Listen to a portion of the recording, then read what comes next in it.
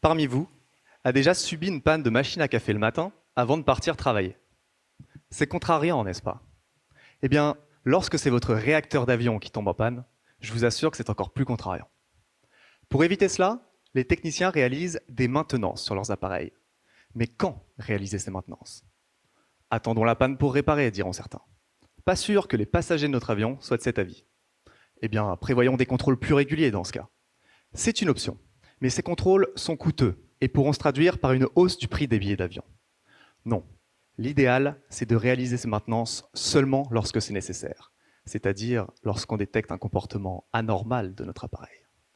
C'est pour cela que je réalise une thèse en apprentissage automatique. Concrètement, je construis des modèles mathématiques appelés réseaux de neurones artificiels, qui s'inspirent des connexions synaptiques dans notre cerveau. À partir de ce modèle et d'un historique de données sur mon réacteur, mon ordinateur va être capable de reconnaître par la suite si ce réacteur fonctionne bien ou pas. Un peu comme un enfant à qui on montre des photos de chiens et de chats et qui va apprendre à différencier les deux avec le temps. Généralement, ces modèles ont besoin de beaucoup de données pour être performants. Et ça tombe bien.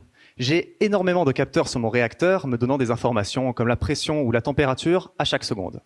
J'ai tellement de données que j'ai également des comptes rendus écrits de techniciens parlant des maintenances précédentes, et même des photos de mon réacteur prises au cours du temps.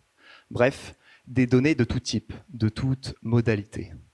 Le problème, c'est que si certains modèles fonctionnent très bien pour traiter des nombres et que d'autres sont très performants pour gérer des images ou du texte, fusionner les différentes modalités est moins bien maîtrisé. Alors, en quoi est-ce un problème?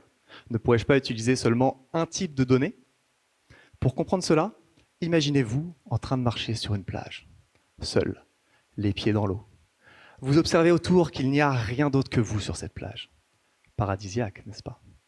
Mais l'instant d'après, vous entendez un grondement sourd, annonçant un gros orage. Pff, fini le farniente.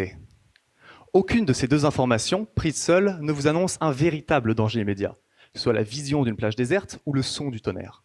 Mais la prise en compte des deux modalités à la fois, grâce à votre cerveau, vous implore de vous mettre à l'abri afin de ne pas jouer le rôle d'un paratonnerre et ainsi d'être foudroyé.